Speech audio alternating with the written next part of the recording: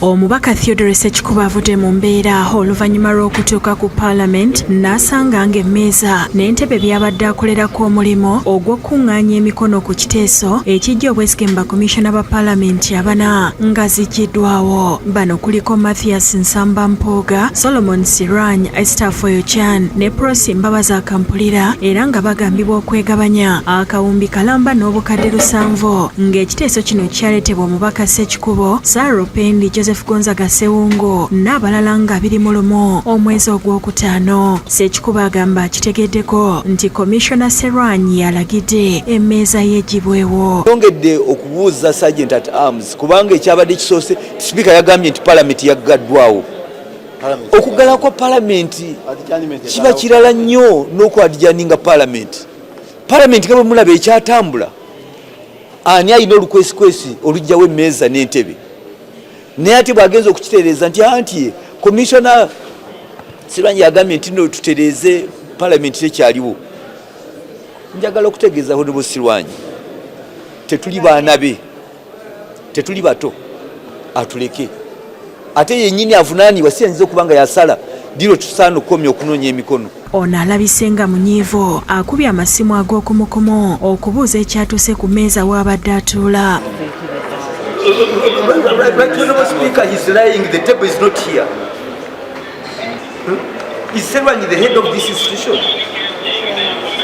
Mubakubidde mwe mubadde ne Speaker Anita Among era mu bwangu akubidde akulira ebyokwerinda ku Parliament okukomyawo emmeeza ya Ssekikubo. Ssekikubo bw'ati ayingidde woofiisi yakulira ebyokwerinda okumutegeeza Speaker byalagidde era alikubawaanyisiganyiza nabo ebisongovu. Waliwo n'essimu ekubiddwa Ssekikubo nga bamutegeeza nga Commissioner Serwanyi bwe yalagidde emmeeza eneggibwewo kuba Parliament yasindikiddwa mu luwummula wabula ne Commissioner Serwanyi amwanukudde. Ebbanga lyonna lyabaddewo kabaddewo mwezi mulamba lwaki mbadde siragira kujjawo ye nga nina amaanyi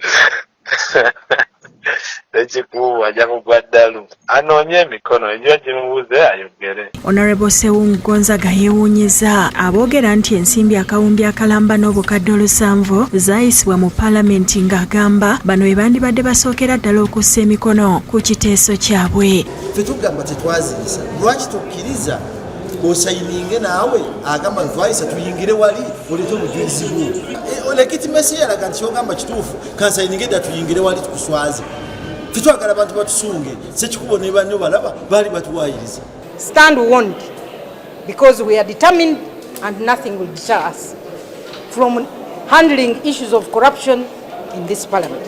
Akulira ebyokwerinda bya Parliament oluvannyuma alagidde emmeeza n'entebe ya Ssekikubo bikomezebwewo era wategekebwe bulungi nga bwe wabadde. Bino luwedde Ssekikubo n'atandika buto okukola omulimu gwe era ono n'omubaka Sarah Pendi balabiddwako nga basabira emmeeza n'entebe mu kifo we bakolera. Ssekikubo yeerayiridde okwongera okunoonya emikono okutuusa nga n'egisigaddeyo egitakyawera 10 agifunye olwo ekiteeso kitwalibwe mu Parliament. Rule 110 is clear.